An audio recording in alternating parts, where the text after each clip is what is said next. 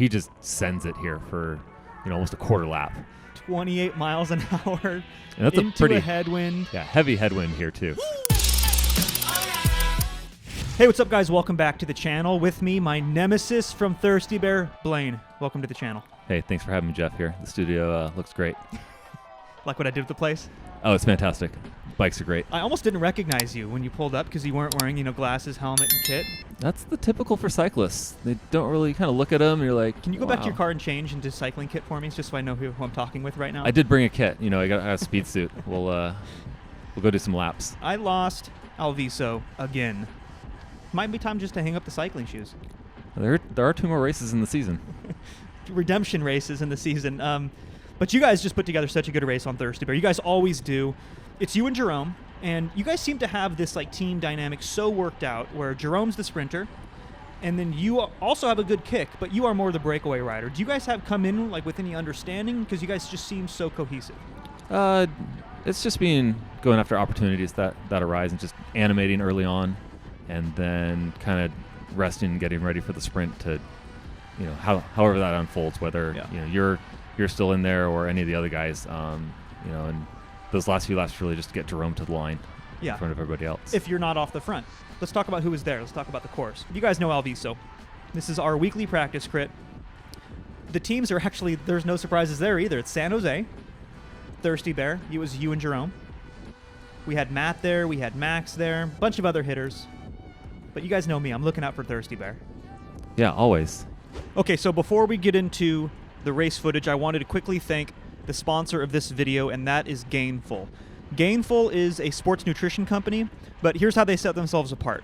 First of all, they're subscription-based. That's pretty cool. Their stuff just arrives at your doorstep. You don't have to worry about it. But the second, and I think the most compelling thing, is they personalize their blends of protein powder, hydration, and pre-workout, specifically tailor-made for your individual needs. What I like about it is it's low carb, so you can separate out your sugar intake with your protein or your pre-workout, your hydration, or whatever. So if you go to their website, which I'll link in the description, by the way, you go through this quiz, this questionnaire. It takes just a few minutes, and then it spits out a recommendation for a protein and hydration plan. You'll get $15 off your first order if you follow my link in the description. And with that said, let's get into the race footage.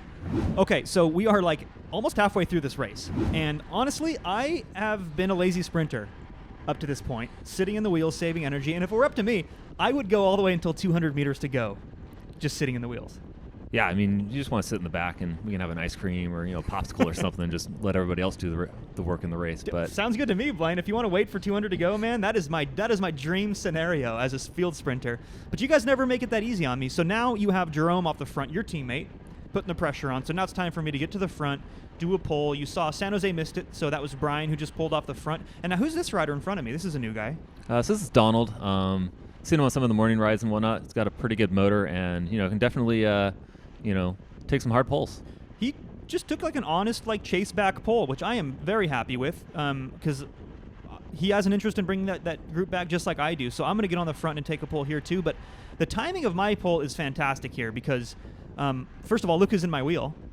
Me. That's you. And I know you're not going to want to work, and I don't want to just work with you benefiting from my draft. So this is the crosswind section. I'm going to put you in the gutter for a little bit, and I'm going to pump up the watts here to maybe 400 something, and close down the rest of this gap. And that's exactly what I do.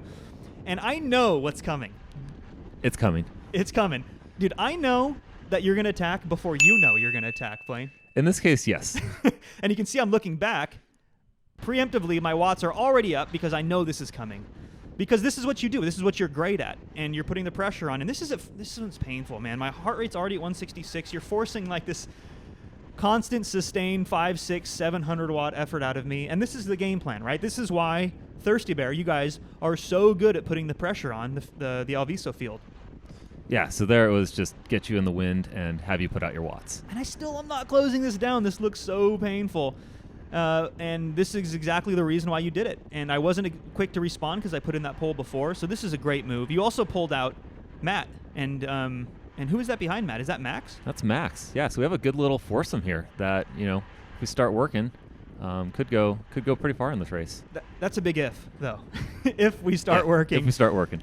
And we immediately fall and we don't. Complete chaos. I looked back. I realized, there's a little gap. I may as well just continue rolling. I don't know why. I mean, it's like the four of us have all won at Alviso. We should all be rotating together, but it's a funny thing where it's like, I don't want to work with the other strong riders in this race. And now I'm going to mouth off a little bit because Matt goes right here. You think about it, and your legs say otherwise. Are you paying for that effort, Blaine? I'm just running my mouth a little bit here because this hard effort and this constant parade of counterattacks by Thirsty Bear, I mean, it eventually even catches up with you guys. Yeah, you got to put it out there, but sometimes the guys are just going to come over you. We still have, was it 14K to go? So there's time to bring him back. And this is great news for me because Brian jumps across, and now you guys are forced to chase. But Thirsty Bear, you guys don't want to chase that back, right? You want to attack across. So Blaine, what are you doing on the left here? I'm going to try and bridge up. And I am not responding right away because it's been really hard for the last lap and a half. But eventually I have to because I cannot let you get up the road with this established breakaway. And it looks like I get a little bit of help here, but I got to close these gaps down first. Yeah, so here you got Donald on Donald's wheel again, and he's going to bring it right up to the group, and then that's going to close it all down. I finally bring that one back, and Blaine, no rest for me, huh? Nope. Yeah, Rich goes there, and I got a little momentum, so I'm just going to coast right through and come right up to Rich here. I'm just going to keep rolling. Keep rolling, and you carried your speed. I did not. This was a really well-timed attack, and this is what it takes, you guys. I mean, this is reminding me of how I lost my last Alviso, right? I mean, if there's a recipe on how to beat Jeff, it is just constantly counterattack, because I want to only use those 1,000-watt efforts in the last half a lap, basically. Okay, so you guys have put the hurt on me, and I've fallen to the back of the field here because, Blaine, you promised me popcorn and ice cream, dude. Well, it's back there somewhere. Just keep looking. No, I'm not going to do that. In fact, I see Matt attacking on the right side here, and I want to match that because I know Matt isn't going to want to let this group off the front get away, which, wait for it, has Blaine in it because Blaine is always off the front. You're so annoying, Blaine. Knock it off, man. Just let me rest and eat my popcorn and ice cream. Sorry. So we have to get across. I coax this pole out of Matt. I don't know if he knows that I'm behind him. This is great because Matt is not one to allow you to sit in his draft. He's very clever that way. More on that later. So we can jump across here, and what happens? Matt just keeps going. I'm like, all right, you want to attack me, Blaine? Back at you. Well, yeah, there you go. Nicely played. But it doesn't work. You would just chase us back. Too bad. It was worth a shot, though. Okay, so we're coming into 2 laps to go, and it's all together. It's looking like it's going to be a field sprint. So I'm going to chill. I'm going to try to fall back. I'm going to try to surf wheels and save energy for the field sprint. Meanwhile, up the road on Blaine's camera, you have some other ideas in mind, right? Exactly. So here we're kind of slowing down. There's a few guys floating off the front, and we're about to come into this corner here. So gets a little bit clear here, and I'm just going to spike up the wattage here, go around everybody, and hit the corner with some speed, and we're going to kind of roll right up to these riders in front of me here. What's frustrating about this move from my perspective is it was really well timed on your part. It caught me out of position, obviously.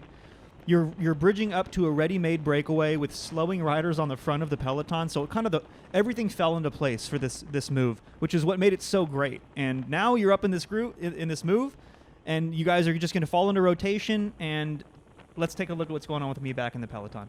Yeah. Well, nothing really, to be honest. So a couple of kilometers later, maybe even less, I start to work my way up to the front because I want to figure out how we're going to chase you back. Your gap now, Blaine, has stretched out. This is looking very threatening.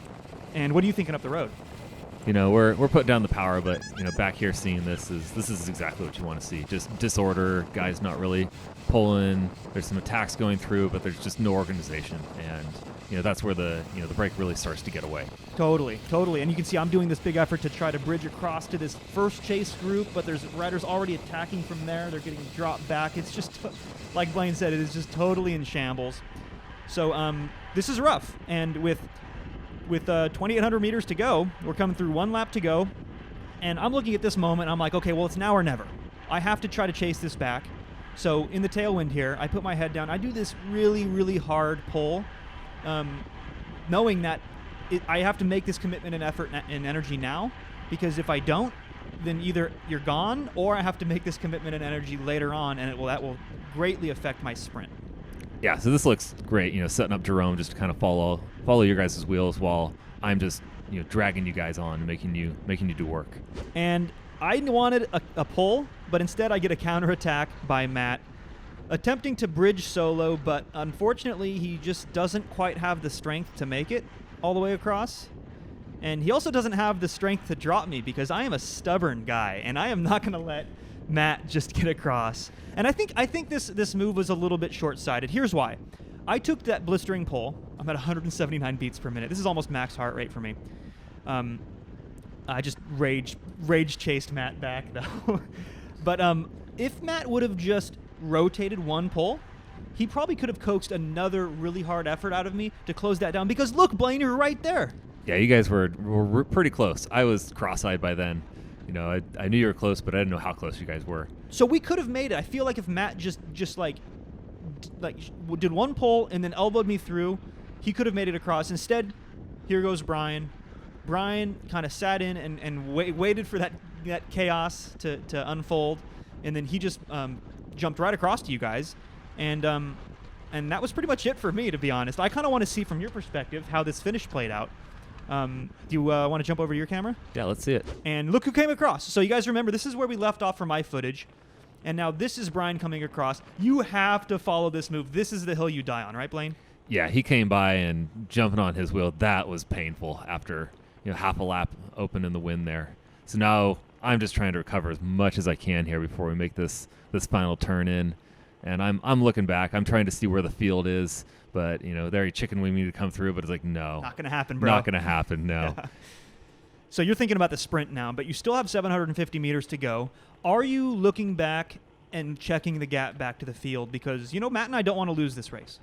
Yeah, I'm trying to look back there, but my sunglasses they're just covered. I can't see anything. I'm trying to pick up the lone rider coming across, but gauge the effort here. Here it looks like we're pretty good because you can see back around the course. It's just us. We've dropped Donald, and basically just being patient. Are you thinking, like, at what point, like right here, are you already like, because there's a certain point for me where I'm like, okay, I don't have to worry about the people behind me. You must be thinking that at this point. About at this point, yeah. Now it's essentially just making sure I get there. Dude, you went early. Apparently, yeah. I wasn't thinking very straight, I guess, at the time, looking at the footage now. But it did, looking back, you're trying to see how fast the field's coming and gauge it. And you guys, it was still pretty close at the line. So in the end, it did look like I needed to go at that point. You went super early. You had a slow burn. But look, guys, it doesn't take more than 1,000 watts. I don't think you peaked. You barely even hit 900 watts, I think. Good enough to take down an Alviso with strong strategy, relentless counterattacks. Congratulations, Blaine. Oh, thank you. Yeah, and thanks for having me. Of course, man.